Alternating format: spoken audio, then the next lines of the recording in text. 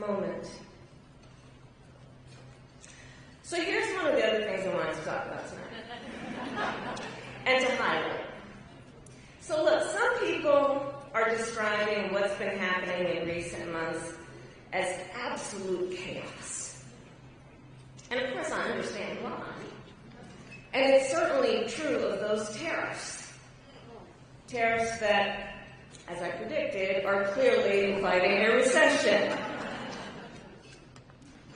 But friends, please let us not be duped into thinking everything is chaos. I know it may feel that way, but understand what we are in fact witnessing is a high-velocity event where a vessel is being used for the swift implementation of an agenda that has been decades in the making. An agenda to slash public education. An agenda to shrink government and then privatize its services. All while giving tax breaks to the wealthiest among us.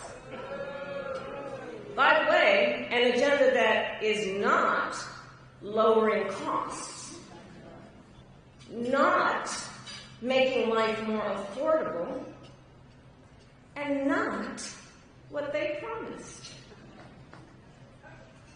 It's an agenda, a narrow, self-serving vision of America,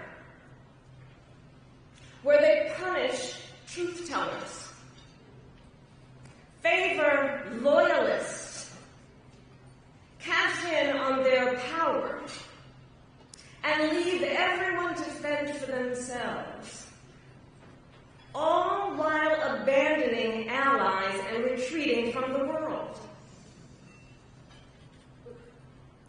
And folks, what we are experiencing right now is exactly what they envisioned for America. Right now, we are living in their vision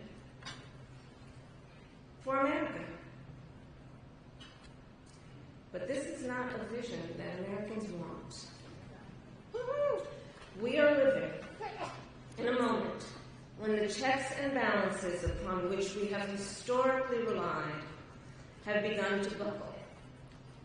And we here know that when the checks and balances ultimately collapse, if Congress fails to do its part, or if the courts fail to do their part, or if both do their part, but the president defies them anyway, well, friends, that is called a constitutional crisis. And that is a crisis that will eventually impact everyone. Because it would mean that the rules that protect our fundamental rights and freedoms, that ensure each of us has a say about how our government works, will no longer matter.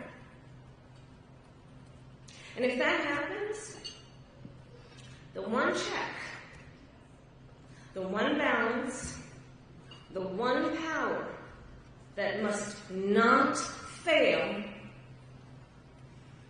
is the voice of the people.